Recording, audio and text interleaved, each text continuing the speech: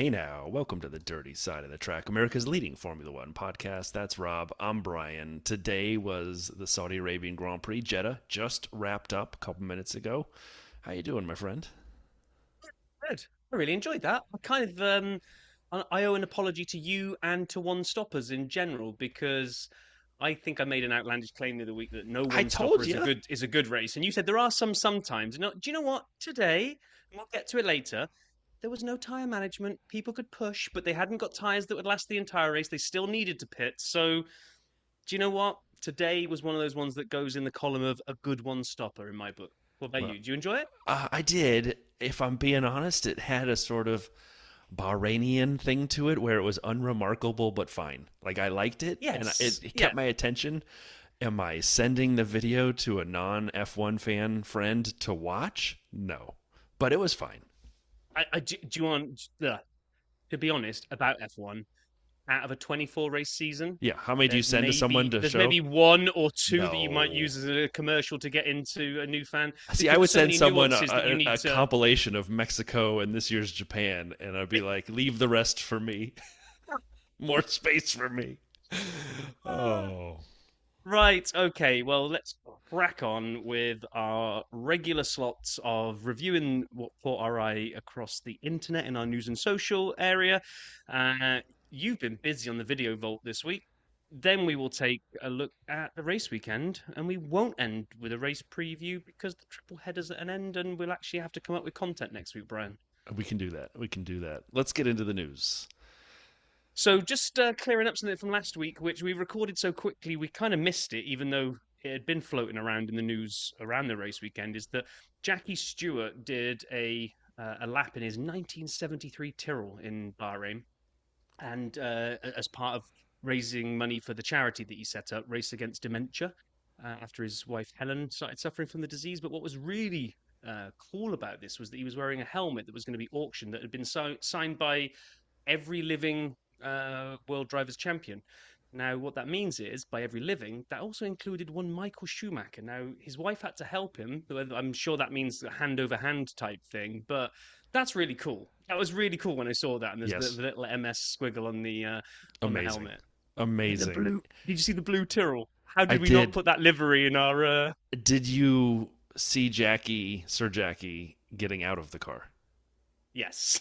Okay, let's move on from that part. We'll just say it was I thought cool you. that he did it. I I thought you were going to go off down a route of like your friend that you met at Well, I mean, I Silverstone, did, and he but told me he was going to be doing this race, and he said, "Sapman, do you want to sign the helmet too? Just a 21st signature on top of 20 world champions and one doofus." And I said, "Nah, leave me off."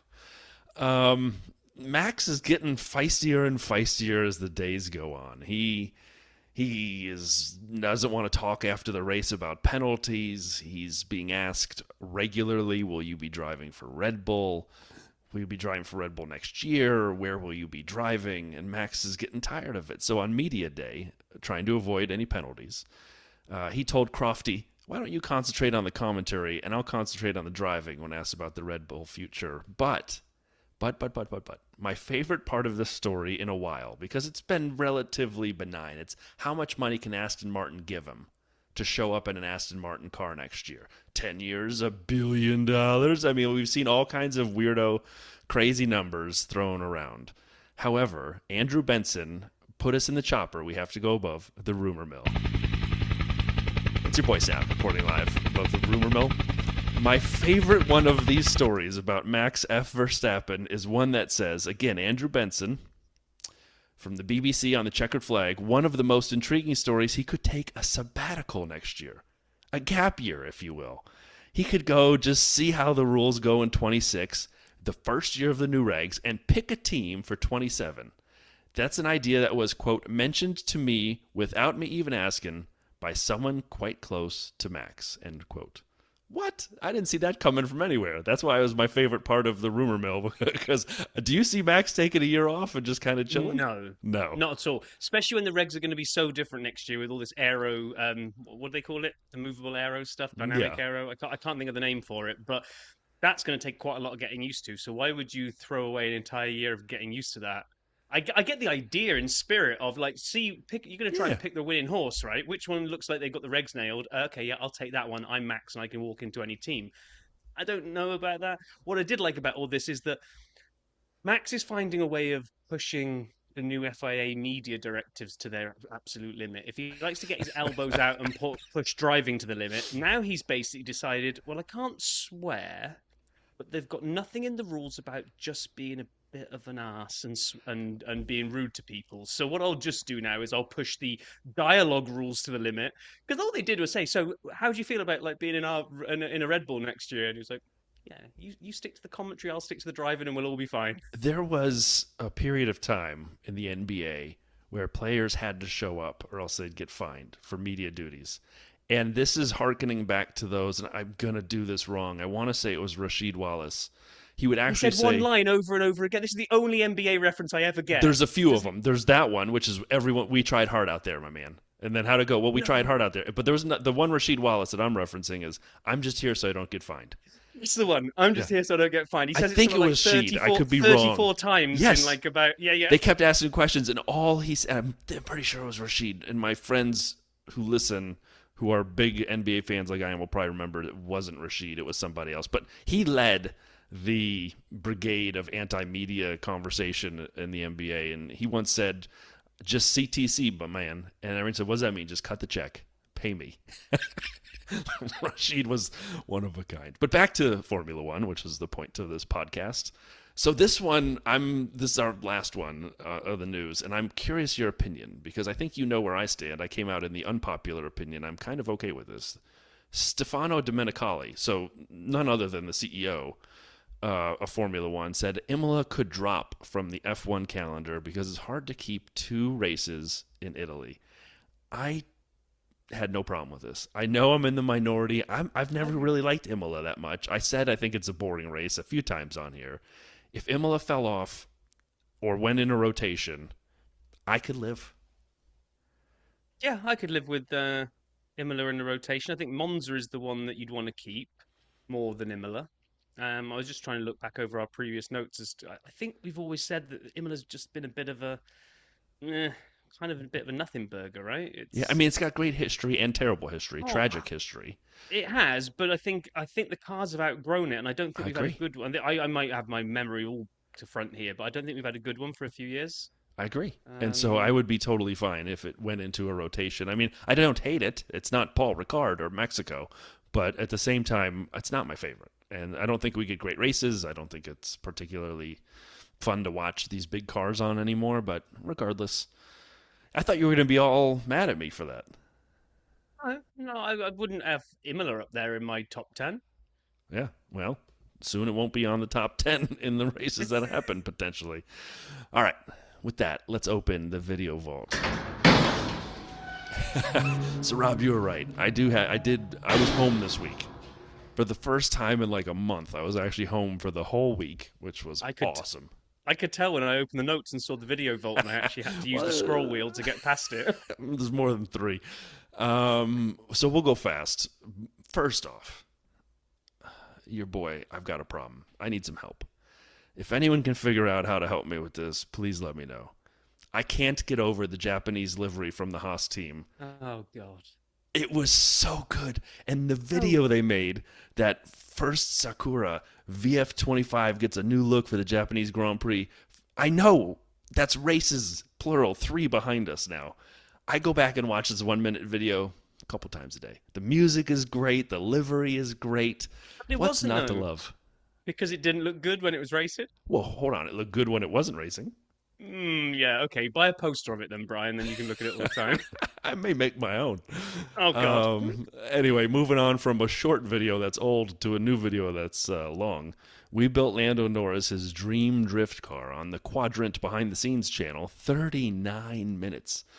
39, and I was there for the whole thing. So, again, back to Japan. Lando showed up one of, if not both, of the weekend days, Saturday and Sunday, in a really cool sort of drift-built GTR. And it's not his car, but it was a car like they're building. And I didn't understand it at the time. I'm like, okay, he just borrowed someone's awesome, car to get to and from the track. This is fun, but you gotta want it. If you're into Lando, drift cars, or Quadrant, this is for you. If you're not, don't. It's long. Um, but then we have 3 gold ones to close. What's it like having Toto Wolff as a boss? Kimi and Valtteri on Life at Mercedes. This was cool. Did you see this one, Rob? No, I haven't. No.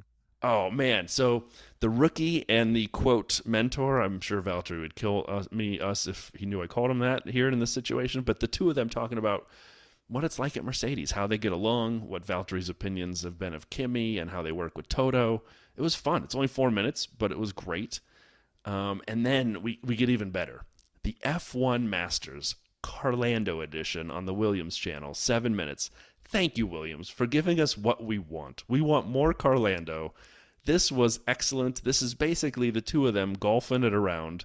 Dropped last week on Sunday, the day of the Masters, so we had recorded already. So I'm including it, even though usually I start over on a Monday. Whoa. You put the Haas video from 30 years ago at the That's beginning personal of the video. preference. So... That's my inability to move on. Anyway, this is fun. If you like Carlando golf or anything. I saw this. Isn't it good? Good? Yeah. So it was really good. And then finally, does Alex Albon think he's number one at Williams? The lie detector on the Sky Sports F1 channel. These are great. This is 6 minutes long. If you've never seen one of these, Sky Sports will get a driver, tie them up to a lie detector machine, ask them a bunch of questions, some of which can be uncomfortable, and then the lie detector person who sits behind the thing nods yes or no, depending on how they answer. This was really good. I who doesn't like Alex? And he just continues to be a radio menace to Williams during these races like he was again today. So sign me up. That was it. Rob, anything to add before we move to the race weekend? No, not at all. Let's close well, it then. Apart from, one little one. Just we'll slide it under the door. We'll slide it under the door. I just Indiana Jones my way through the closing door there. Reach back, grab my cap. Lollipop Man put out a video. Yes. And it was one about why we're not going to be doing every single race this year. I was like, okay, I never really thought about it. And it's a funny video, but a funny video to make a serious point, which is, do you know what? It's actually quite a lot of work animating these things. And when you've got a calendar of 24 races and you've got to come up with something humorous and you've got to come up with a storyline for it and you've got to pump it out and you've got a huge fan base that are all demanding, hey, where's all this merch that you promised you were going to start designing and dropping? Where's all this behind the scenes video about how you make all these animations? Like, I don't think it's a very big team that does this. And they've just basically just tapped out and gone, do you know what? We actually need to breathe to do all this stuff. So they've released a calendar of like which races they're going to skip, which I can't remember. But I'm like, do you know what? Fair play. Because I think some content creators just keep going and going and going, churning out stuff, which probably gets worse over time, like you and I. And others know. We age like fine boxed wine. But I thought fair play to Lollipop Man. They actually even made that funny to announce how they weren't going to cover the whole season. But they're only like skipping a handful of races. But anywho, yes. So then we get race weekend. Race weekend that felt strange because it didn't involve any horrible times of watching anything. Every session was at a pretty reasonable time. Plus, I was out last week because it was my kid's spring break, so I wasn't even at work. So I literally could watch every minute of every session without getting up at midnight or something crazy. Yeah, it was the first time Rob and I were live for both Qualy and the race in forever, jointly. Yeah.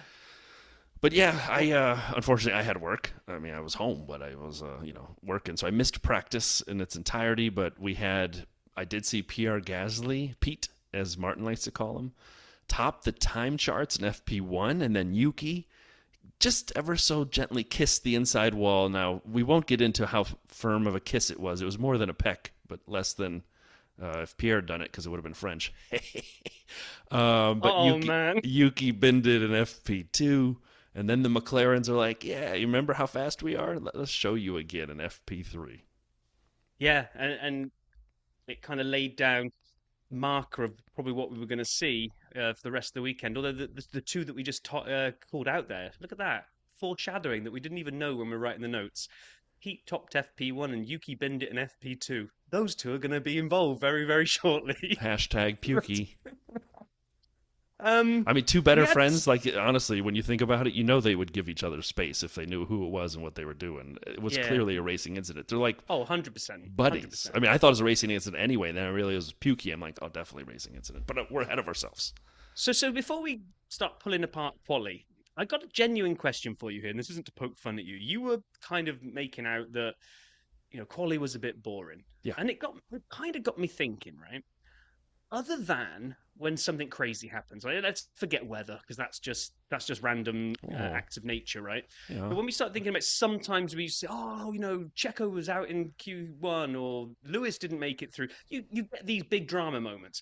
But other than that, Q1 and Q2 really just are the bridesmaids for the pole. Q3 is where it's all at, right? Or do you genuinely? Because to me, Q1 and Q2 is kind of interesting just to see who falls by the wayside, to see if anybody punches above their weight.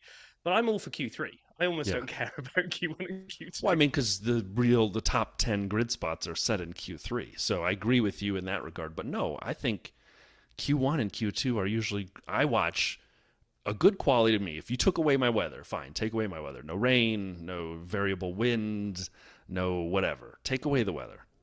Okay.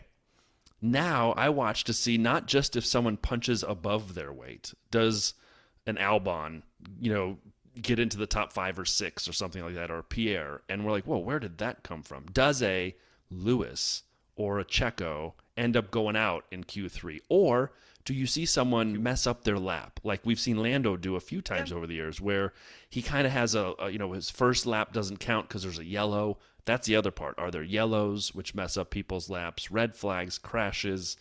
But for me, when the quali is important, but not like Monaco where it's the only thing. When it's just a quali and all the cars that get eliminated in Q1 and then all the cars that get eliminated in Q2 were basically expected to go out in those sessions, and there's no real drama otherwise, I find those to be boring. So yes, Okay. that's So my you're a point. drama queen. You like the Yeah, have you you not like been the paying extras. attention for the last 2.5 years we've been doing this? Okay, so I'll probably cover Q1 and Q2 because Brian fell asleep during it. We Please. had poor old Bortoletto. I'm glad they kicked Valtteri out and brought Bortoletto in because he's tearing it up. He's down there in dead last. Ocon, I was surprised. I was really surprised by Ocon. You said nothing out of the ordinary happened, but that was a surprise for me seeing him Yeah, 19th. yeah, Haas has Haas been didn't doing look really, really great well, though. and top fifth constructor for you, Brian. Hulkenberg didn't drag his Sauber around like he has been. Alpine of Doohan popped out, and good old Mister Stroll set a record. Do you want to cover that now? Because I know it's kind of a sap stat, being as you didn't really enjoy Q1. At least you can get a sap The stat in there. 75th time he's been eliminated in Q1, a new Formula One career record. Lance F. Stroll. So then, moving on into Q2. The other Haas fell. Behrman was dead last in Q2. Najar, I was actually surprised at that he's normally pretty good at the 1 lap pace there, but you know, fell away. Mr. Alonso, we'll come back to him in the race as well, not having a great time in that Aston. Liam Lawson and Alex. Alex properly out in Q2 this time, as opposed to last time round being eliminated and then finding out 3 years later that Hulkenberg shouldn't have gone through. So at least he was properly eliminated this week. So, but see, again, for me, no drama, right? Of the first two quali sessions, we lost the Saubers, not a shock. The Haas's, not a shock. The RB's, not a shock. The Aston Martin's, not a shock. And we lost one Williams and one Alpine. So we had Gasman and Sainz through. Other than that, it was just the top 4 teams filling out the bracket without a Checo or a Liam to mess up the second Red Bull, and it was Yuki doing fine. We had 2 McLarens, 2 Red Bulls, 2 Mercedes, 2 Ferraris, Carlos and Pierre. Which is pretty much the standard. We don't often Right, get that's these why I things like you're it better talking. when it's not standard. That's what I'm saying. You're Yeah, finally getting but picking don't. up when I'm laying down. Okay, so then I know I get that. It's just I like to see the best of the best make it through to Q3 so we have the best possible pole shootout. When you get the ones that shoot above their weight, and then sometimes they don't even bother putting out a lap. That I hate that. When somebody gets through to Q3 and they go, do you know what? I'm going to save the tyres for the race. We Oh won't even God, don't come get me out, and we'll, started on we'll that. Don't. Oh, Yeah, I it hate should that. be a rule that you have to put a lap in. You shouldn't be able to just sit there and just go, "We'll take 10th, thanks," because we didn't expect that. No, if you're not going to go back out, you should be forced to carry the tires you didn't use around as the driver into the press conference and hold them the whole time until your arms fall off. Yeah. So then Q3, boy, this was good. First of all, Lando. Oh, I felt bad. I feel bad for him. He just was pushing too hard, hit the gas too early, and So came off that line, and bam, he had no chance to save it at that point. this is going to have a redemption arc, this story, but we'll start off where I was feeling right now, which is that I'd made a prediction before the season started. I don't know who we were all with. There was a few of us together, and we were making our predictions. And I said I thought Oscar would actually beat Lando this year because I think he's got a calmer head and more killer instinct. And then, so this is now their big head to head. You know, Oscar's catching Lando, had a chance to go above him this weekend. And so at this point, Q3, first run, this is usually you put your banker lap in, right? Go out, put a decent one down that isn't going to set the world alight, but is a good banker lap. But Lando just pushed too hard, didn't he? He did. He did. Too hard, too soon, and then paid the ultimate price because automatically starts 10th because of just maybe putting a banker lap in and Yeah. then like everyone else ramping up for the second attack. I I don't mean, know. small mistake, right? I mean, with walls that close and the speeds Yep. that high, a small mistake is heavily penalized. And he was not facing straight. He was still on the paint of the curb, hit the gas. The car bumps off a little bit. It hits the ground and it just snaps into a different direction. Lights out. Good night. 10th spot for you on the grid. I mean, yeah, that's unfortunate, but it was a mistake. And he was pushing too hard. And like you say, Oscar is looking. You nailed the reasons why he's doing well. By the way, can I undo the $5 bet I made with you and my friend Paul and the midfield pod guys, where I said Charles would outscore Oscar in the championship? I don't think you can. Can I buy out for like $3 now? Because I'm not gonna win that bet. But So, then, like, yeah, oh, sorry, go on. I'll let you finish. I do want to just put though. However, we are going to see, I think, quite a good redemption story from Lando. yes, So let's just put a pin in that one because right now, after this, I was thinking to myself, Lando, this is why you're potentially not going to win the title this year because you can't eliminate these little mistakes on weekends when you should capitalize. right. You go and do something like this, and you did it loads last year as well. So please show us you've learned. And then in my head, I'm just thinking, and he's probably going to crash on the first corner because he's going to do a Lando and he's going to push too hard too soon to try and make up all those spots, and he'll bin it and he'll be out. But we'll come back to that later. Sorry, where were you going? I was just gonna say, at first, Oscar by a millisecond beat the red flag marker, so his lap counted. Max goes out, and again, it's early. These are like the banker laps, and Max's lap had been not really compromised because he hadn't really started a hot lap when that happened, but he went back out, and he went ahead of Oscar by, was it 1/1000th of a second? And I'm like, oh, yeah. And so then we knew the final laps were coming, and we had two guys just shooting darts right at each other, and we wanted to see what happened. But George said, howdy ho, remember me? And put in a massive lap. And at this point now, this is when, especially Q3, and this is, I think, where we agree. Q3 has, you actually get the top 10 grid places. So these last laps matter. And when they go in this order, where George goes to the top, and Crofty's voice goes up 7 octaves as he's yelling about this.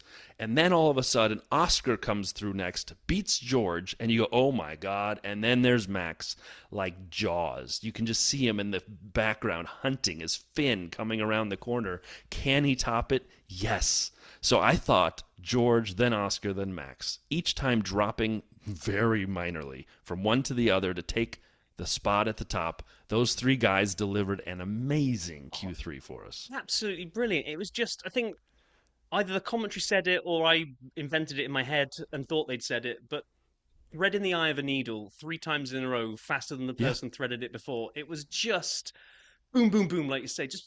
And I think, didn't they say Max beat Oscar by whatever the third digit is on the timing? So you can't get any closer before it's a dead heat because they don't go down to 4 decimal places. Right, on the first set of laps, it was 1/1000. Oh, was it the first But one? then Okay, I thought it was for pole, it was 1/100th, so it was oh, okay, 0.01. I got it the wrong way around. Yeah, Yeah. but wow, it was just such a. When you see there was, I think it might have been the F1 channel put out the Ghost Lap edition where they had Yes. Oscars on board with Max superimposed over the top of it.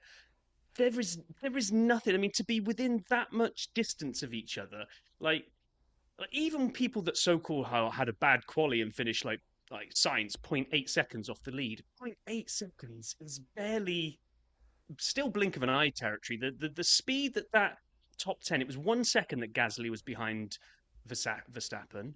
1 second from first to ninth around a 3 point whatever it is circuit with a million corners going 1,000 miles an hour with walls either side of you. It's just testament to the skill of these guys. It was just absolutely brilliant. I really loved Q3, as you can probably tell. I did as well.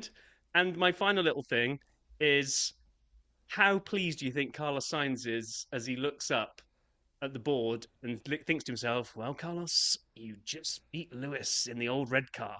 How do you think the guy that took my seat? How do you think the dominoes fall there? So Lewis, do you think he looks at Antonelli ahead of him as well? I'm like, oh man. And then do you think Carlos looks at Lewis and says, oh yeah? I mean, like, how far do these dominoes fall where people are like trying to figure out where they're at? You know what I'm saying? I agree with you 100%. But you know, I don't know. If I'm Lewis, I'm getting pretty frustrated at looking at the back of my old car. Yeah. And given that we're not going to get to talk about him too much, I think we should give a shout out. I think I was a little harsh on the WhatsApp messages back and forward with you about Yuki. Yuki did look closer to Max all weekend here. I mean, it's still finished nearly a second behind him in ultimate quali. I think at the point where we were trading notes, he was like 0.3 seconds behind. And you said, look, he's got close. I'm like, yeah, but we're still not at the sharp end of the business yet. There's going to be a lot of cars slot into the gap between Max and Yuki, and almost the whole 10 did in the end. But still, moving in the right direction. All I would say is this Yuki's third race? We've had Japan, Bahrain, and Saudi, right? Yeah. So one more race than Liam got? He got 2, didn't he, Liam? Yeah. So it's taken until race 3 before Yuki looks like he's starting to get to grips with the car. But Yuki wasn't last in Japan. He hasn't been too far off. He was like 12th. I qualified in Japan or something. Wow. Liam was 20 most of the time. So I don't know. We'll see. And Yuki's going to somewhere. He's going to go run the RB19 this week in the off week. So let's see what Yuki brings us back in Miami. That's where I'm really curious to see. Yeah, 100%. It's just, for every race that goes by that Yuki gets incrementally better, that's every extra race that he had that Liam didn't. So to then suddenly say that, oh, let's see, it was the right decision, no one's ever going to be able to prove that. Because if you just looked at his performance after 2 races compared to Liam's after 2, it's just showing that it's a difficult car to drive. But a couple 20s with no improvement and like a 14 and 12 with some improvement, I still think are different. But I guess only time will tell. And Lawson, by the way, got a 10-second penalty at the end of today's race. Never saw why. I may have missed it eating my lunch. I know why he got it. I don't agree with it, but okay. I missed it completely. They announced it. I'm like, oh, it sucks for him. Anyway, so let's get to the race. Sunday. Race start. Jeddah, boy. Quick question for you about the race start. Have you ever seen quicker lights out after the fifth light illuminates? Never. And the flag guy, I was actually watching Flagman at the back. So the second Flagman goes across, he's like halfway across with the green flag at the back right in front of the medical car. Then the lights start. Flagman, I'm watching actually climb. This is true. This is how I watch it. I'm watching him climb the fence through the catch fence to get into the pit lane. I look back and the cars have started. I saw one red. I missed the other 4, and it was out before I even noticed. It was so fast. I'm busy watching Flag Guy. That's one of the fastest lights out that I've seen. Now, normally there's that like anticipation, hold it. No, not today. It was 1, 2, 3, 4, 5, and you're gone. Get out of here. Amazing. And you know who was ready for it? Oscar. Oh, did he nail that start? And do you know what? Things are going to come back later on, but that is Oscar's corner. Oscar has beaten Max in that first corner. Yes. And everyone's there saying, oh, yeah, but if Max tried to make the corner, he would have driven into Oscar. No, he could have braked and slotted in behind Oscar. Correct. What he couldn't do is turn into Oscar and take him out, because guess what? Oscar had made the corner ahead of him. So... Right. And Max never slowed down to make the second corner. He just opened his wheel and kept going. Oh, yeah, 100%. Just floored it. So that was interesting, because in hindsight now, I know we've got a whole race to get through yet, but I think Max does better giving it back. Sorry, I think it works out better for Oscar for him to give it back straight away. Obviously, that's what they said. No, they'll take the 5-second penalty. But then in hindsight, Max never really got a go because he then got stuck. I just think he should have been forced to give it back and just stay really, really close to Oscar and see how much pressure he could have put him under. Because what he ended up having to do was sprint like buggery to try to make a gap. Right. And I wonder if that ended up compromising his pace at the end. Who knows? I think he did a phenomenal job anyway, Max, but Oh, still he's. think he. I was texting with a friend on Qualy Day, and as he kept putting these laps in on Saturday, I think I'd said it, even before the last run in Q3, Max is a driving machine sent back from the future to show us how it's supposed to be done. He is that good. So I agree he should have got a penalty. I agree with you, giving it back would have been smarter. However, how would he have done it? Like the crash, the Pukey crash, happened so fast right after that, and the yellow flags were out, and Max's team was still kind of probably looking at the replay, and then there was a safety car before they even completed the lap because they had to go through the accident area behind the safety car. Can you give a spot back under safety car and say it was because of the? Yeah, so I think I don't know if Max had a chance. It took a while for the safety car to drop. I even wrote in the notes, so they were still in yellows. Why are there no safety car yet? There was. Right. Given that we've got 27,000 corners in Jeddah, there was many, many corners he could have pulled over and let him by out. But they would have had to have known that he should have gotten penalized. Now, the teams look at it and go, give that back. It usually takes them a few few corners, if not a lap, to say, give that one back. Yeah, maybe. They didn't have much time. It was like all of a sudden there was an accident and their other teammates out, so half their pit wall's not even paying attention to Max at this point. So True. Anyway, I don't know. So I thought Max was at fault. I agree. The penalty, I think, was fine. Martin wanted more. I'm fine with 5. If he was, well, I would say then. So the thing that you didn't see when Lawson, I think he cut the corner. He did a great move to get around someone, but I think he went on the inside of a corner and maybe got all 4 wheels off and overtook and didn't give it back. So left the track and got an advantage is what the penalty's for. So Lawson gets a 10-second penalty for that, and Max gets a 5-second. Is this because it's one of these first corner incident that they talk first?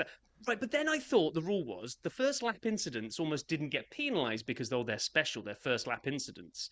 So if you're not going to penalise, I get it, and write off as first lap. But the moment you do penalise, why do you only give 5 and then give Lawson 10 later? That feels a bit weird to me. Yeah, I think it was because he actually got an advantage by doing what he did, but there was a mitigating circumstance first lap. So that's the way I viewed it, at least. Okay. And I don't know if he actually got a track limits for that or not. He shouldn't have, because we've always said first lap, track limits and things like that are rarely applied. He did, didn't he? Because that came on the radio. Right. Later, but they were confused by it, and Max says, I thought we talked about that shouldn't happen. I don't think he should have gotten a track limits, not just because he was already penalized, but because first lap, first couple corners, that's so tight, you'd rather someone take off the track as opposed to cause an accident. Yeah, I agree. No, I agree with that. When they came on, they said, we've got a track limits. I was like, what? So we agree. We agree Max was at fault for trying to hang out there and go around. Do you agree that the Yuki and Pierre was just completely 100% racing incident? Yeah, Yuki on the onboard just understeers a little bit, which, you don't understeer on purpose. So the car understeers, front right kisses rear left of Pete's car, and around they go. And for a minute, it looked like Yuki might get away with it. Because poor old Gasman's lost a wheel and is just blatantly out of the race. But Yuki's kind of waves to him. Restarted. See you later. He gets restarted, he takes off, and he looks like he's at speed. And then he pulls into the pits, and they're looking at the car for about, 20 seconds. Like, nah. Turn it off. Anyway, we went back under racing. Max had a nice little start there where he got caught already sleeping because he kept kind of accelerating, decelerating. Yes, right. Okay. Are you allowed to do what Max did? Well, or is this another one of him being fantastically knowing the rules to the limit? Because I thought once you went and started accelerating under green flag, once you went, you had to commit to it. It was under green flag. We saw that on the onboard of Max looking backwards at the thing. The green flag came up on the top of the screen. Then it cut away to the overhead shot of the corner. Max went for about 10 yards. And what then does seemed went to brake mean? check. He accelerated or floored it? Because he accelerated, but I don't think he floored it.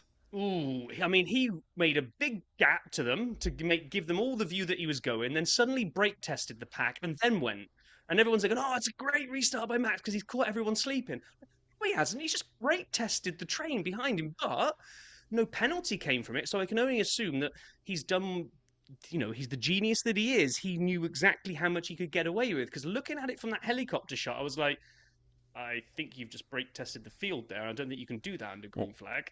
no, and if you remember, wasn't it Mugello where we had a massive crash in 20 on the start finish straight, because I think it was Valtteri kind of had a gave a little space to the cars behind him before he accelerated, and everyone had to slow down a bit when they thought they'd started, and that created the chaos at Mugello. I think that's right. My point is, maybe someone who's smarter than we are can reach out to us on social or email or Well, whatever and let us know. Is there a going but not going aspect to, when you're restarting before you get to the start finish line, where you can do that, but other people can't overtake because you're not allowed to overtake before the start finish line? So, well, no, because if you looked at it, Oscar almost had to jump out of the way correct, because he thought that Max was going because there right? was definitely an acceleration there. Then Max either completely lifts off or brakes. I'm not sure which. Suddenly you've got Oscar's Everybody right backs up up. Max's trumpet and going, "Oh Right. my god!" Sort of has to jump out of it, and then Max is gone. I mean, and if you're allowed to do that, then that was a brilliant restart. I mean, absolutely brilliant. But it just looked a bit dicey from the camera footage when we saw it. But off he went. Do you know what? I was absolutely sure that Oscar was going to gobble him up in a couple of laps because everything we'd seen Right. so far from the practice sessions and quali was that McLaren had got pace in hand over that Red Bull. Now, And what this I'm is why starting. I said this race was unremarkable, because there was a lot of could have happened. There were some good moves. Don't get me wrong. I'm about to talk about one of my favorites. But like, to your point, I thought these things would happen sooner. I thought they would be more. There'd be more aggressive overtaking in the top five or so, and there really wasn't. But on lap five, Isaac, before DRS was enabled, got Fernando Alonso on a brilliant inside move. I thought there were two overtakes of the day, in my opinion, and this was one of them. I thought this was great. Isaac just continues to create a fan in me. Just watching this Yeah. guy drive every week, I don't think I could be any bigger as of an Isaac Hedjar fan at this point than I am already. No, no, no, agree. And then we saw a little pattern of things that, again, I don't know enough about the aerodynamics, but it seemed to be a pattern, which was that people kept getting into people's DRS, but only seemed to be able to hang out there for like a lap or half a lap because they just seemed to have to bail in the turbulent air. You had Oscar kept poking his nose into Max's DRS, and I'm not sure that it's Max dropping Oscar because I think once you get a car with the pace advantage like McLaren gets into DRS of the car in front, pretty sure Oscar could have hung out of there for as long as he wanted to be honest. But I think when you know it's a one stopper and you don't want to toast your tyres, it felt like he kept almost dropping back purposefully to about the 1.8 mark. Then he'd have another nibble. Then he dropped back to the 1.8 mark. We had Antonelli did exactly the same to Leclerc. He was in his Yep. DRS. He was all over him. And he was like, oh, yeah, I need to back out of this one for a bit. We started hearing about brake temperatures. And I think it was Brundle talking about like the turbulent corridor of air effect that gets Right. created between the walls. And it just seemed like you couldn't hang out in DRS for too long. Agreed. And interestingly, that McLaren also looks so much better in clean air as opposed to dirty air. Like, the delta for them seems bigger than other cars Yeah. for some reason, Yeah. and that hit Lando. I mean, all he had cleared by the first 12 laps was Carlos, and I'll be unpopular here. I think most of his positions gained were when other people boxed. So, like, he didn't do a lot of passing. He did a lot of time gaining, but yeah, I mean, it was fine. He did get Lewis, but then Lewis got him back, speaking again of Lando. And then on lap 14, they played the same game at the same corner, 20 whatever, the last hairpin there. Not 22, it's like 26. 27 probably. And then again, the same 2021 DRS game where Max and Lewis played the chicken before the line at the DRS line so they'd have it on the straight. This time, Lando inadvertently, twice, went ahead of Lewis 2 laps in a row, and then he's like, oh yeah, maybe I shouldn't do that again. So then on lap 15, he waited a tiny bit more, got the DRS, motored past Lewis after they turned that last hairpin, and then took him from there. But that was funny because it reminded me 100% of Yeah. 2021. And now the DRS line's slightly further up, is my understanding. But yeah, all I could see was Max moving to the right, braking, and Lewis just running straight into the back of him for reasons I still don't understand when they did that in 21. But yeah, Yeah, and just before then, we'd had Alex getting all feisty on the radio when they were asking him about I think they were trying to get him to back off the car in front to Yes. save brake temperatures and everything was getting hot. And he was But just there's a basically car like, right behind him. yeah, great idea. But have you not noticed that massive car looming in my rear mirrors? It was Not like, only did he say, "Have you not noticed?" Are you not even watching that? I mean, he went in for 2 bites of that apple. He's like, "Are you not noticing there's a car right behind me? Seriously, what are you paying attention to? That? No? Yes, no." Albon is here for it this year on the radio. I know. I am enjoying feisty Albon on the radio. Me too. It is pretty cool. Because he's right. It's not like he's wrong when he says the things he says. He's just calling them out vociferously. Yeah, yeah. And we like you say, things up front weren't really happening. We seem to be getting a lot of passes from the midfield down. Yes. Lawson was picking his way through. I missed a couple of them, but then he'd kind of done 2 in a row and he was up to 11th. So he was just, that RB was working quite nice and he was picking his way through traffic. We were getting at a point now where, and this is why I think I liked this as a one-stopper rather than the one-stoppers I don't like, is that people were starting to push. Rather than tyre management, they were trying to push in order to create the gaps to come back out into when they finally did stop. And that's what I love, because now what we're saying is, hey, you world elite drivers, go drive these cars to the maximum to try to get the most out of it so you can then pit into good, clean air. Not, please drive 80% of yourself so that you can save the rubber because we're in tyre management mode. Today did not have. There was one point where Crofty said, Oscar's maybe doing a little bit of tyre management.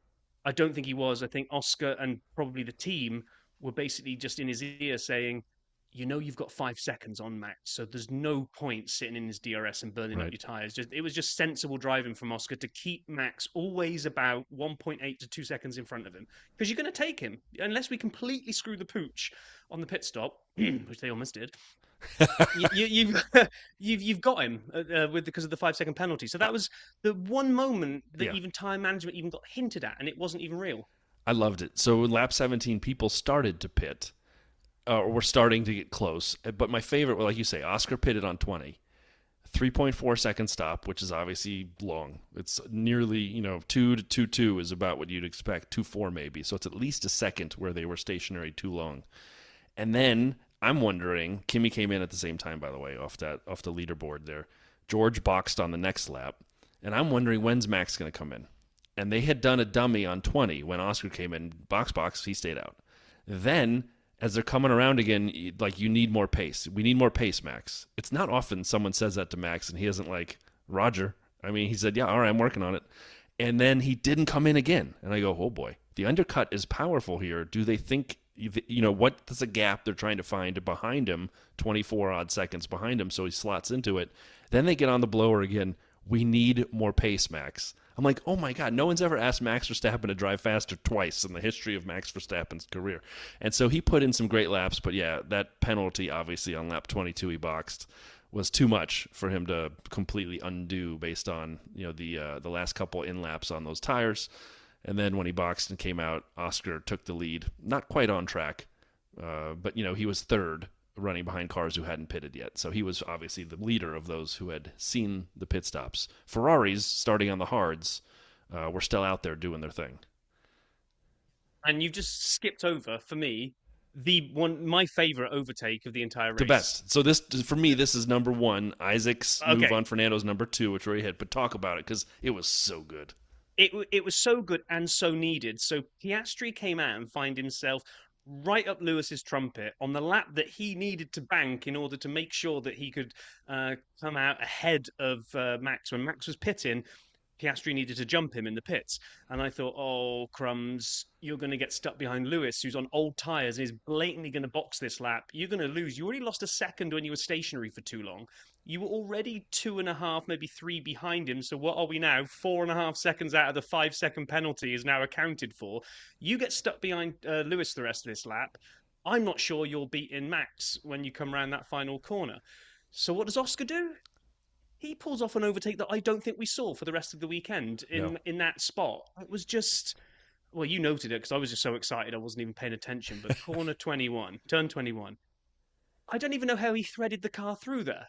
I don't either. It was just And brilliant. 22 is a really difficult corner to hit right. So not only did he do it at a very hard inside corner to take, 21, it compromised his 22, which is already difficult enough. And he's like, nah, I got this. He didn't even say it that loud. He's probably, I got this. it's called Turn 21, but they're flat through there. I You mean, basically, as long as you I can position your car in the speed wise for 22, amazing. he was out on the marbles. I was really hoping for a dirty side of the track reference from the commentary team, but they didn't give us what we wanted at that point. But he made it. He came through, and he actually cleared Max by much bigger distance than I thought. So the extra couple of laps that Max stayed out, I think you're right. That was not about trying to defend against Oscar because I think they'd given that one up. I think it was about where he would slot back in order to fend off George, who'd really at this point only come out of witness protection once to complain about his tires and then put stealth mode back on and disappeared again. That's his MO at this point. And around at this point as well, my bladder was just really screaming for a pee. And because it was a midday race, I may have gotten myself a big gulp like a good American. And I was sitting there drinking 77,000 ounces of Coke Zero, and I had to go. So I've come up with an idea. Here it is. At the middle of every race, we do a VSC where you're not allowed to pit. And it's a one-lap VSC, neutralizes the race exactly as it is. Everyone gets a chance to go use the bathroom.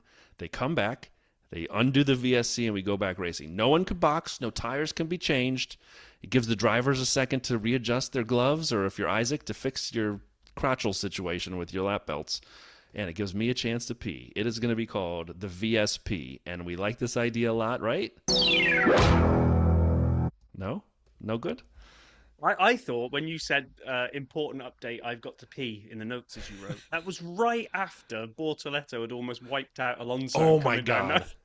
I thought you got so excited, you're in danger of a little bit of leakage, but Can we do one more fast forward at the cool down room? When they saw that, Oscar said, I think Gabby may have to find a new way home this weekend because he's apparently flying with Fernando, his manager. how they did not both get into a big crash out, I don't know. Well, there literally was just the exact car width of Alonso's car between Bortoletto's wheels and the wall. I don't think if that steering wheel has gone 1 millimeter to the right more from Bortoletto, I think that's a complete wipeout. Huge wipeout. And Bortoletto saw him at the last second, yanked back left. Fernando threaded that needle, like you say. He took some advertising off the wall on the right, and he rubbed the Pirelli off the tires of Bortoletto on the left, and he just got through because he is that good. That was crazy. That was. And talking about rubbing paint off tires, pretty sure that Ferrari needs to be under investigation for doing the same thing because everyone else has pitted at this point. Almost the only person left not to pit is Charles and I think Stroll and someone else, maybe Hadjar. But Stroll and Hadjar started on the hards. Well, didn't Charles Ferrari is still rocking. Charles started on the hards, didn't he? No, he's on the mediums. He's on the mediums at this point. I thought he started on the. I thought Ferrari was on He's the on hards. the mediums, and he's up at first place with a little yellow M next to his name, and that's why I wrote this on there. I'm like, did they get the white paint out and paint over the yellow stripe with a white stripe to make it look like a hard tire? I will take your word for it. How is he still making this happen? It was impossible. But Yeah, no, you're right. You're right. Because Lando was the one who started on the hards. yes. Yeah, you're right. My mistake. I'd like to formally apologize to Robert F. Vale. So then I'm there thinking, well, how long can they push it? It was also, will Lando push it as well on the hards? Can Lando potentially go to a soft window? Yes. And then almost, within about 6 laps, both questions got answered almost immediately. So Charles came straight in and went to the hards. And I think Lando stayed out for 3-4 laps more, and then he pitted and went on to mediums. So there was no soft tire running. I was all here for a big soft tire charge for the last 10-12 laps or something. I was too. And then we saw Kimi kind of kiss the wall. It was more than a peck though. This was another one. This was almost a Yuki size peck from practice, but thankfully the angle wasn't quite the same that Yuki hit. This was more a brush, and he was able to get away with it.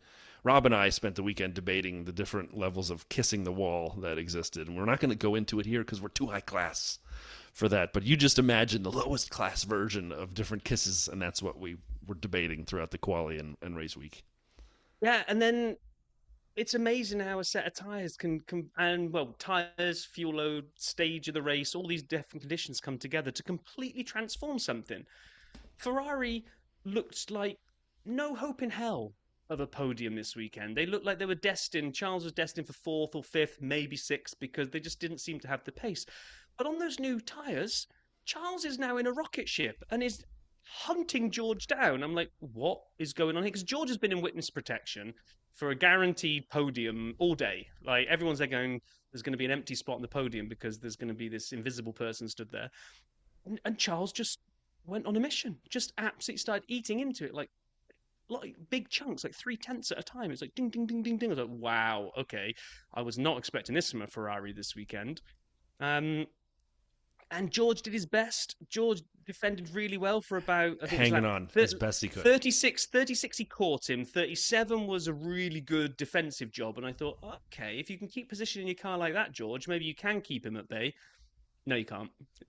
He didn't get the positioning into the final corner right on lap 38 and DRS breezed by. I mean, that was a Yeah, and Lando's going to get him too in a few laps' time. George's tires were cooked. I mean, it's occasionally a tire and a car just don't like jive the way you want them to. Whatever the hell George was running, that point wasn't working for him. He's done so great this year. He was, like you say, lap 36, he was in third. By 50, he'll be in fifth. And so he got taken by Charles and Lando. But he drove another great race. He was just there. He's just lurking at the end of the podium positions the whole race. yeah. I mean, that's really good. You got this is the kind of thing like, that you want to see out of a driver like George. Yes, maybe. Like it's yeah. Let's just have a little pause here from the race action to discuss the case of Mr. George Russell. Yeah. Is George getting that Mercedes to punch above its weight at the moment, hanging onto the coattails of the top three? Or is he not maximizing? I can't quite work this out because maybe it was only one lap pace, but in Qualy, when all of a sudden out of nowhere we saw him put that Mercedes clear of the Right. other two, I was, oh, hello, Mercedes have got something they've been sandbagging, and we're going to have a cracker podium or race win maybe. This has been the same story for almost every race, and he just hangs out in third and fourth consistently. Well, they're not as fast as the McLarens. And he's not Max Verstappen, where he can turn his not as fast as a McLaren car into a McLaren. I mean, so here's the way I'd look at it. So I'm not a huge George Russell guy. I like him. He's fine, but he's not like I'm not going out buying a lot of Russell merch. Here's my thought. In the years prior, when he was second banana to Lewis, he tried too hard at times. Singapore, a great example. He's third on the hunt, pushed too hard. He should have been happy finishing third or second. Instead, he didn't finish at all. And those types of mistakes are common, I think, amongst people who are trying too hard, pushing over the limit of their talent. He's not doing that anymore. And is he putting the Mercedes in places it shouldn't be all the time? No. But he's definitely not doing himself and the car a disservice anymore. I feel like he gets what is at least expected, if not better, from the car, and occasionally goes above for that Qualy lap where you're like, oh my God, look at that. Or that call of strategy where he says, I can finish from here. Let me stay out on these tires. Now, fuel situations are different.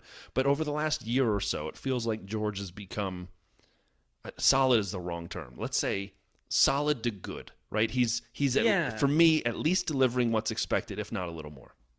No, and I think I do agree with you. The reason I just wanted to throw the question out there was just to see what you thought, because as I look at it, yeah, I agree. Can he be expected to be Oscar, Lando, or Max? No, he probably can't. Is he consistently, therefore, beating everybody else behind that list? Yeah, he is. So he's kind of got like fourth at the moment, all locked up to himself. He never really comes under the threat from anybody. I mean, I think today he was artificially ahead a little bit and then got caught. Fifth he finished today. But yeah, just consistently in that little window. Now, maybe, just maybe, the good news, the silver lining on the horizon, maybe for Mercedes fans out there, is that they get a couple of decent upgrades into that package. Is that car on the precipice of being able to go fight those other three cars ahead of him in the driver's standings? Maybe it is. It's just a weird one. We've literally called him out as being in witness protection for every single race this season. We have. I went back and we have every single race. He's just been in a league of his own.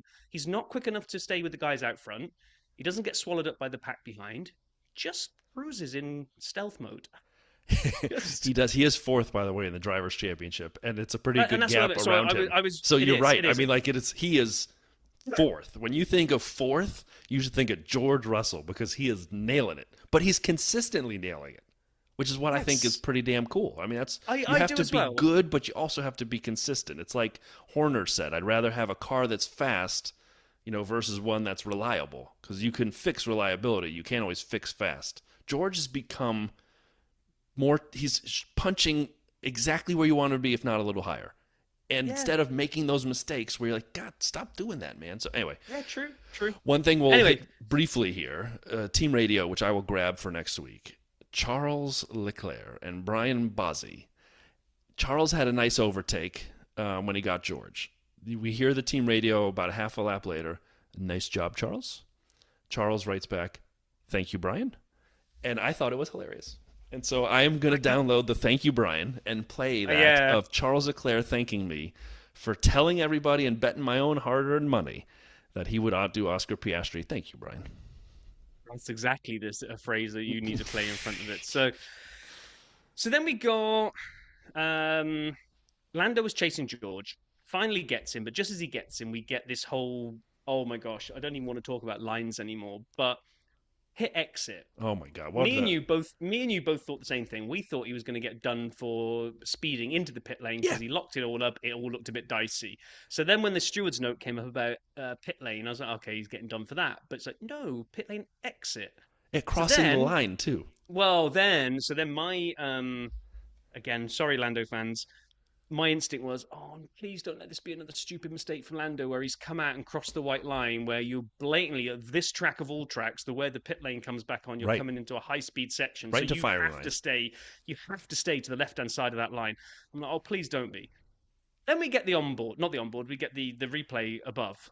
And it's like, we spend what feels like an eternity debating, is the rule on the line? What did you write here? On the line, over the line, cross the line? Then something else I won't repeat on the pod. I said, who in the cares anymore? What are we debating? And so, like you said, did he touch the line? Did his wheel go over the line? Was his wheel still on the line? Which one matters? We don't know.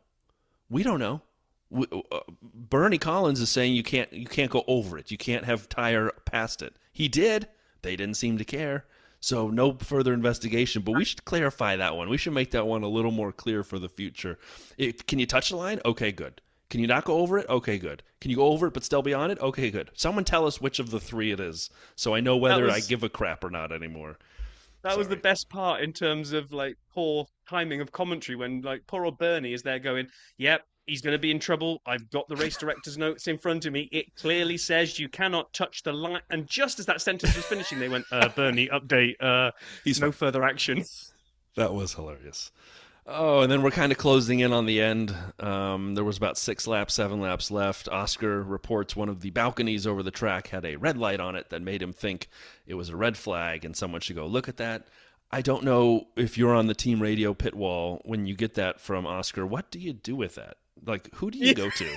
You're like, oh, this is from the Department of Stuff I don't know what to do with. It's like when I'm at work and someone tells me a problem they're having that's unrelated to anything I can control. I'm like, huh? And so, like, what does the pit wall do? Do they send someone up into the balconies, knocking on doors? Excuse me, does anyone have a red light on in here? Oh, I was going to be careful about knocking on doors with red lights. But anyway. But do you tell race control? Like, who do you tell? I had two thoughts on this one. One, yes, this whole exact thing. Like, what did the pit lane do with that? Like, yeah, we're on it, Oscar. That's probably all you say. And then you come off mute. You put him back on mute. You turn around to ignore that. He's just, what are we supposed to do with this? Don't worry about it. Tell him we looked into it. Like, if Oscar asks, we looked into it. Second thing was, that was Oscar elevating into prime Fernando Alonso. He's just watching the rest of the race. Oh, I'm driving down this straight, this ridiculously high-speed street track, and balcony up there looks like it's got a red light. Yeah, it's about 6 floors up. There's a woman drinking a cocktail. It's like he's seeing the whole thing. It reminded me of, I made a restaurant reservation by phone recently because they don't have an open table. And as I finished the reservation, they said, we'd like to give you your confirmation number. Are you ready to write this down? At no point did I make a move to grab a pen. I literally did a Seinfeld and I air penned as they're reading it to me. I'm like, yeah, got it. C, 8, 7, 4, 9, 9er, 7, Like, this is a restaurant reservation. I'm launching a missile. Why is this going so long? I didn't write any of it down. They did the same thing with Oscar's feedback. I'm just telling you. 100%.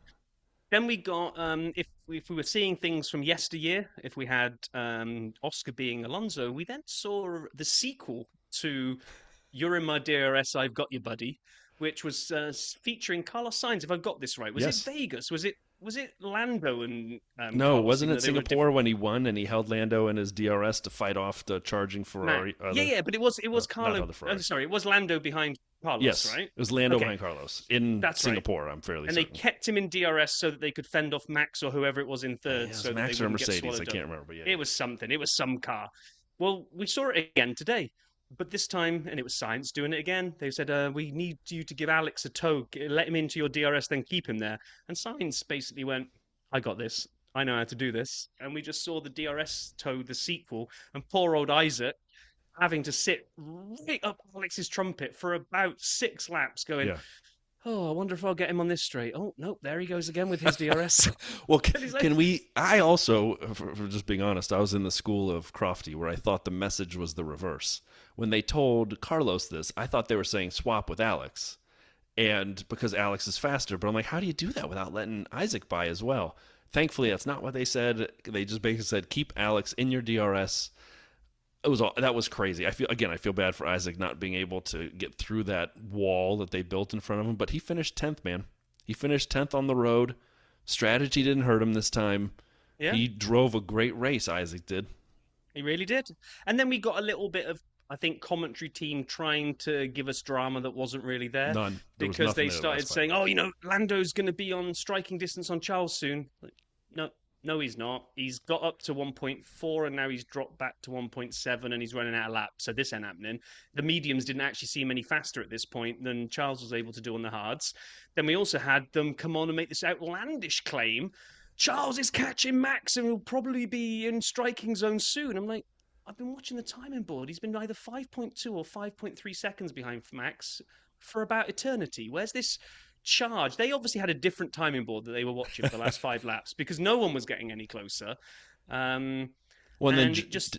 did you say this? I'm sorry. When the George came on with his problem, did you mention that? And he was. Oh no, I haven't. Yeah. No, I didn't. So know. I'm thinking that's really bad. But then I looked, and George was literally in fifth in witness protection. He was 18 seconds or so behind Lando and 12 or so ahead of Kimi. Now, Kimi tightened it up a little at the end because George was kind of coasting home with that open tire rip situation. He was afraid it was going to explode. He did fine. He had so much pace ahead of Kimi, so much time. He just dropped down probably a couple seconds a lap those last 2 or 3 laps. He did fine. But again, this, like you said, they're trying to gin up interest in anything. The race was done at like lap 43, which is fine. It was a good race. I'm just saying I'm not sending it to a noob to watch and like they're going to get hooked. Yeah, I mean, I put my kind of dirty side thoughts in here of, yep, I enjoyed the race. Thought Oscar was calm and had great race management. Didn't go nuts after trying to catch up Max. Right. Knew the 5-second penalty was on the way. Great recovery drive from Lando. I know, yes, he made up a couple of spots through pits, or I don't think he benefited from the crashes. Nobody crashed out ahead of him. No. Yeah, Gasly would. No. Nobody was ahead of him, right? So Gasman was. So then you got 2 overtakes at least, though. He had a few. He had a few. So 4 I've got to be probably. honest.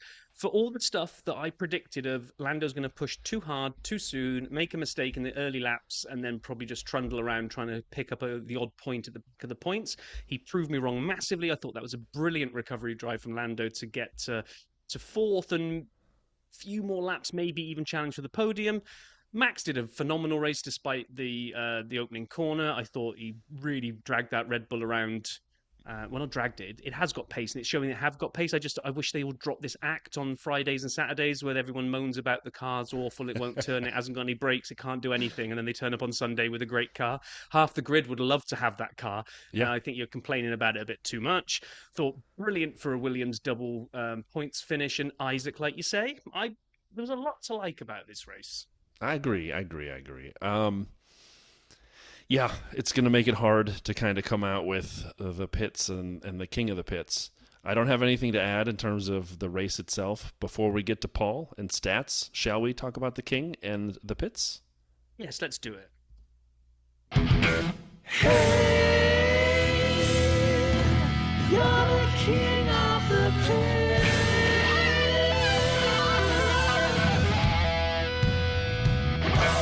All right, I will go first this time to give you time to think, like last week when I needed it. For me, the king of the pits is an easy one. It's Oscar Piastri. Um, Eventually, we will not talk about the fact that he's young, that he's in only his, third year driving F1, his 51st Grand Prix. Look at me with some early stats. And the fact that he can fight Max cleanly, but also not timidly, not make an error while doing it, and then just drive off the way he needed to. First behind Max, and then when he got ahead of him after the pit stop and the penalty served, just drove a perfect race. And he's becoming kind of that Fernando Alonso, smart, calm, noticing other people. Max does it too. Like, that's a sign of someone who's just really a great driver and very intelligent when they can manage themselves, their car, their tires, their brakes, their temperatures, their fuel, their position, the gap, but then look at other people around them as well and kind of start thinking about that too. That's amazing. So for me, it's easy. It's Oscar. For me, it's easier. It's Lando. Purely because of all the things that I badmouthed him about. Of he's going to crack under the pressure. This is another example of him screwing up. He's going to lose huge chunks of points here and find himself out of the title race. Not out of it, but you know what I mean. Giving up precious points that he shouldn't give up, and he didn't. He drove the wheels off that thing to get it back to fourth, which means doesn't lose a huge amount out to Oscar. Yes, Oscar, as we'll wrap up the title standings in a minute, is going to move ahead of him. But do you know what? We've got a fight on our hands here. We've got a three-way fight at the moment, and I'm here for it. But I am also here for Lando showing a bit of maturity and bringing it home fourth when I thought he would either DNF or maybe finish seventh or eighth. So, no, Lando gets my king of the pits. Agreed. Can I give two honorable mentions from Oscar? I'm not giving one to Lando, you're right, but you already highlighted him. Isaac in 10th. Good overtaking, good racecraft, didn't push it too hard in those last 6 laps of frustration trying to get past the Williams boys. He did have Albon real close on turn 27 at the end. He was really going for it at the end, but Isaac did a great job. And Kimi Antonelli. Kimi was 6th. Kimi has been good the whole year. He's like 12 years old. It is amazing what he's doing in that Mercedes. So we're not giving Kimi enough love because he's following George's lead into witness protection most of these times, where you just don't see them because they're in kind of their own zone often, and so anyway, I thought Kimi, again, drove a great race, finishing 6th at Jeddah. But that said, let's talk about the pits. You're the pits. Oh, man, this is a hard one. Not for me, it's not. Go first, then. Lance F. Stroll. God, I was going to say the same thing. Oh my gosh, what is going on with him? He's just gone into his spike of checking out and shown that he wants to go and play tennis again or something, because it's just infuriating. If I look from the bottom up, forget the 2 DNFs. Bortoletto, okay, he's a rookie, the car's not great. No, it's not like Hulkenberg is putting it in the points every week. And his fastest lap, he got lapped, Ewan got lapped, Stroll got lapped, Hulkenberg got lapped. Okay, so you put those 4 together. Bortoletto's fastest lap was a 1:34. Doohan's was a 1:33. Hulkenberg's was a 1:33.4. So they were all kind of at the slow end of the regular pace, right? Lance's fastest lap was a 1:32.745, which means at the pace of the car, his fastest lap was faster than Fernando's and was faster than a lot of people, including George Russell. So there was, and I know it could have been a one-off lap or whatever, blah, blah, blah, blah, blah, but it still meant that he had the ability to send that round at least once, faster than a whole heap of everyone else, but most of the time he just sort of just checks out and just sort of trundles around at the back. And I'm like, I was singing his praises after 2 races, and here we are yet again, Groundhog Day, where Stroll has just decided he can't be bothered and has just checked out and is driving around at the back in a car that should be up with Fernando challenging for the points. Fernando was 1 spot outside the points. He finished 8 seconds behind Isaac in the end. So Stroll is my pits this week. I'm going to echo that, especially when you look at from the bottom. I got nothing against Pierre or Yuki. I thought it was a racing incident that took him out. The Sauber stinks, so I have nothing against the rookie or Hulk. Doohan is a rookie in the Alpine, which not the greatest race for him, but I'm not going to get on top of him about it. Like you say, is the pace in that Alpine probably wasn't there. If you hold out Stroll in 16, next up are two Haas boys right next to each other. That car apparently was a 13th or 14th finishing car. And then you've got the Racing Bulls and then Alonso. So in terms of delta to teammate, one of the larger deltas was Aston Martin. And Stroll was in the way of Oscar as he's getting close to pass him, and he was getting frustrated, complaining about him as he's trying to get by with Max up his trumpet by 2 seconds, 3 seconds back.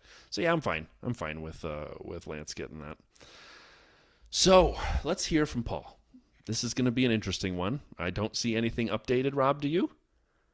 No, which I'm going to assume means that the race wasn't shown on the plane. And for those of you wondering what on earth that means, do you want to fire up the review that we did get from But Pitlane first, Paul? I want to play the music for Pitlane Paul. Of course.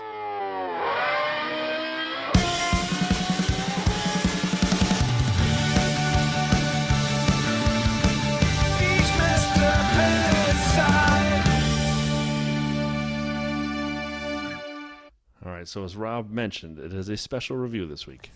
Hey now, Sunday morning now, 1:15 in the morning. It's going to be a bit weird. If you're playing this version, it means that my Emirates flight I'm currently sat on doesn't show the F1 live. As I actually fly tomorrow, pretty much as the race starts, to go to Dubai, then go back home. So if you're listening to this now, I've got no idea what happens in the race. If you're not listening to this, which makes no sense because you wouldn't know this exists, I would say that I've seen the race, but then I would have recorded a different It's very deep. review. It's a multiverse exploration. Which, I don't know, which would make this... Believe it or not, you can't get a drink here in Jeddah, and I'm speaking like a man who's had 16 beers. Anyway, Jeddah, look, this place seems to get better each time we come. I mean, like, you can't get a drink here, I will say that, which is a bit disappointing. But it does get better. Like, you know, there's a lot of growth here. They're really trying hard. There's a lot of new hotels and that being built. It's going to be a really good place. If only you could get like alcohol here or something, that would be great. Friday practice. Has anything significant happened? Really? You know, you get the usual people in the wall. I mean, Yuki, yeah, silly mistake, clipping the wall, but hey ho. And then, yeah, I mean, as far as Friday's gone, there's not really a lot. It's been quite quiet. It's literally the third race of a triple header, and it feels like it now. Japan seems an eternity ago, and it was the first race of this trip I'm on, which is mad. So, qualifying, no real shocks was there, apart from Lando. I think I said on the last review, I think he's going to fall under pressure. I think Oscar's easily the title favourite this year, because he's so level-headed. Whereas I think Lando just makes mistakes. And he proved it again. It was stupid. And I know it's a circuit you can't overtake much. And again, I've got no idea what happened in the race today. There's probably 100 overtakes, which makes what I'm about to say pretty silly. I mean, Lando might have even won for all I know. You know, as far as I'm aware, he's starting 10th, but who knows what's happened. But you know, they've got a car that's quick enough to be first and second, which again is ironic because, you know, Verstappen's pole, but I don't know. The margins are so small. I guess he's got to try and push. I don't blame him for that, but yeah, you know, it's not tidy doing what he's done. It puts him in an awful position tomorrow, but who knows? It's a race that could be dominated by safety cars, yellow flags, red flags. You know, we're not scared of them here. So yeah, well, I hope you enjoyed the race. Let us know what happened. Miami next, stateside. Looking forward to some Bud Lights. Can't wait. That's one of my favourite reviews from Paul, but That's fantastic. Who knew they didn't serve alcohol there? He's never mentioned that in the 4 years we've been doing this. But Never mentioned it. Never once. Two quick things. Paul, thank you for that. Two quick things. Fantasy is still provisional, but I would like to just clean up last week because we moved quickly. It was also provisional. We haven't finished this race yet. So I got stats yet on this too. Okay, so if you're finishing up last week's race, let's finish this week's race, and then you can do last week's All race right. for fantasy. Then can I do some stats? You can indeed, yes. We've got Casino Gate. Sap Stats, Saudi Arabian GP edition. I cut Rob off because I didn't want to hear him talk anymore. So, after his win for McLaren, Oscar Piastri, as we heard on the television about 407 times, is the first Australian to lead the World Championship since his manager, Mark Webber, during the 2010 Japanese Grand Prix. Following the 2010 Japanese Grand Prix, Piastri has been fourth, third, second, and now first in the Drivers' Championship after the last 4 races. Talk about incremental improvement, and talk about if that first or that spin in Australia hadn't happened, where he'd be.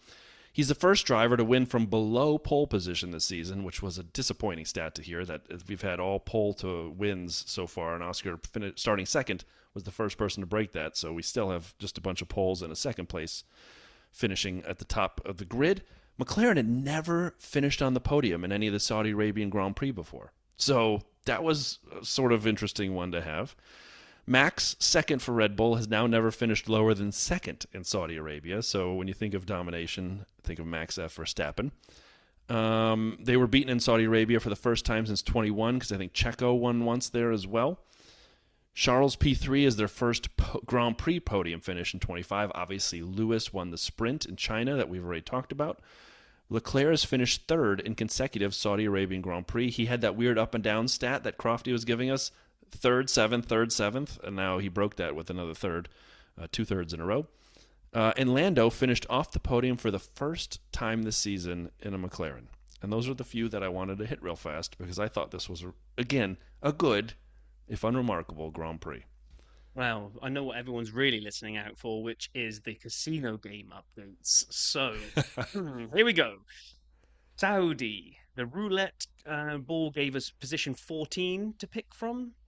I went for Zali for Bortoletto, who did not finish 14th. You went for Alonso, who did not finish 14th. He was 11th. So, yeah, but we don't closer, play nearest wins on roulette. Damn it.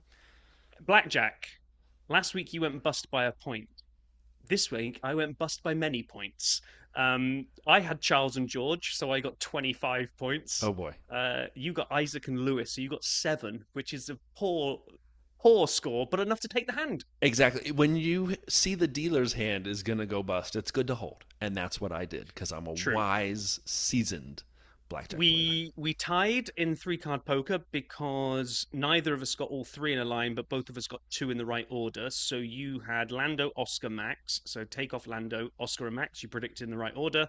I had George, Kimi, Charles. So I had George and Kimi in the right order. So nice job there. That's a harder. I took the easier route with the top 3, and you had to go for like sort of that strong rest of the top contender group. And good job by you. No, thank you. And then we both tied on our bingo card this week. We both got one right, which was great, because in Bahrain we got nothing on any of our bingo cards. So bizarrely, and I don't know why you did this, because I think you picked first. I'm not sure. You said, would there be a safety car? And you said yes in the second quarter of the race. So you didn't get that right. And I said there would be a safety car in the first quarter of the race. So I won that one. You said a retirement in the first quarter, which there was. Which, knowing Jeddah, if there was a retirement in the first quarter, that probably would have led to a safety car. But whatever reason, you didn't pick them both, so that was yours. And then we both got nothing with, I could do this all day for the longest stint on the first set of tyres. You had Ocon, I had George, and it wasn't either of those two. Isaac. It was either Hadjar, or I think it was Hadjar or Stroll, maybe. But it wasn't, one of the two. Wasn't either of ours. And then the no pole for you, who would finish, excuse me, 11th in Q2. You said Behrman, I said Isaac. It was Albon, so we didn't get either of those. And then for our midweek predictions, you went Lando, Oscar, Max. So you got 2 points for having Oscar and Max on the podium. I said Oscar, Lando, Max, so I got 4 points because I got Oscar in exactly the right position. So I got the bonus points for that. So yeah, I still don't understand how those are calculated. It's very simple, Brian. 1 point. No, you don't really want to know. You're just sulking because you lost. But I just want to complain. But speaking of points and where people are finishing the driver standings, as I just said, Oscar is now first. He's got 99 points. Lando behind at 89. Max, right behind him at 87. So those are pretty tight, the top 3. Yeah. Then, as I mentioned already, previewed, we have George at 73, which is not far from from Max's 87, but it's worlds ahead of Charles's 47. So there's like this fourth place drivers championship rung that George has all to himself. And kudos to him because he's earned it. And from there you get Kimi, Lewis, Alex, Esteban, and Lance. Lance is still hanging on to those points he scored early. 10th position with 10 points. Yeah, which means over in the land of the constructors, McLaren 188 points to Mercedes 111. Wow. Red Bull, Max Verstappen. Max Verstappen. 89 points. Ferrari 78. So if things carry on like this, then Max won't keep Ferrari at bay. So Max will drop to fourth in the constructors' title at this rate, unless Yuki turns up and starts playing. So Max is 87 points and Red Bull is 89. So Yuki has contributed 2 points so far in his Red Bull time. Oh, yeah, maybe he did. Sorry. Because he got 3 at RB, points? I guess. No, they don't. Yeah, yeah, it counts. He has 5 in the Drivers' Championship. Max is 87, but Red Bull is 89. So that's the way it works. It's got to be 2 Yuki Red Bull. 2 of Yuki's. 2 of the Yuki's are okay. Yeah, I didn't think he'd score. So it's not a total washout. Max is 87. Yuki is 2. That's pretty. Bad news. Oh, I'm just kidding. Bad news for you. Oh God. The Williams double points this weekend means that Williams are now 5th and Haas dropped to 6th. So your pick for Haas to be 5th is just taking a little bit of a blow. It's 25 points to Williams, 20 to Haas. So Williams look like they're on the way up, though, a little bit. Sainz is getting to grips with the car. I think that Haas one could actually be under threat, but we'll see. Yeah, we will. We definitely will. And speaking of under threat, Boy Fantasy last week finally finished. And I won't hit it a lot because it's the similar order. But we had Ryan, nothing, just an incident. First, Mike, yanked the mic, lost my V-carb, Kevin, switched to plan B, Michael, all in the 1-2-2-2. And then the template was 5th for about 400 people. I'm just going to do first names. Michael, Gavin, Bartek, Brian, Rob, Naia, Asir, Andy, Dayan, and that's it. That's the template. Everybody else 5th. And then we move to this week where we are on provisional still because it's calculating. But I will say that Yank the Mic, Michael, who's been on the show, played the Limitless. So he went big style. He had Oscar, Lando, Charles, George, Max, McLaren, Mercedes. I love when you get to see the Limitless and it's like all the best. It's so random to see that. 288 points that worked out for him. And again, if things change significantly, we'll recap. Otherwise, we'll leave it as it is. But Peter, Nui Team Who'd Is, Adam, Deep Dish and DNFs. Good job, Adam. Sergio, No Fuel. Roman, RRM F1 Team. Michael, ABCDEFG1, HI1. And then, oh God, Rob Vale. Beans Means Signs, 7th. And then we had a tie for 8th, which I believe was the template again. So we had Patrick, Brian, that's me, Adam, Rob, Ciadi, Kevin, Naia, Ryan, Asir, Michael, Dayan. Everyone I basically read from the week prior who played the template again like me were all 8th. Yeah, I'm still not with you as a template yet. I just think there's a whole bunch of you that all just follow, say, one of the various fantasy channels and just pick what they pick. Okay.